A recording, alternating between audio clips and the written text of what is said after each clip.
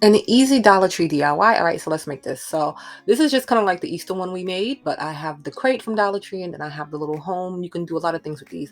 You can do a stencil, you can do whatever. I'm just gonna use some Jenga blocks just to bring the height of the home shape up, because I want the crate to be in front of it, and I don't want to cover too much of the actual little house shape. Glue all together. Make sure you let it dry. Grip it together real nice so that everything stays together. And then once everything is dry and it's standing nice and straight, then you can go ahead and you can leave it just like this and go ahead and use it. But I'm just going to take and paint mine black. You can stain the wood too. You can do a distress, and you can do so many different things on this. But I'm just going to paint the whole thing black. I just did like one coat of this, and then I took one of the labels from Dollar Tree. I use a crayon to write it so that it stays better, but you can use chalk, and I'm just taking a piece of twine.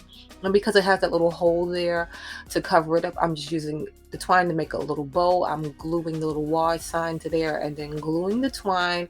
And then I have like a little hand washing station. These are face washes that I do use, but a little hand washing station. You can also put a little faux plant in there too. Hope this gave you some inspiration to do a little cute DIY.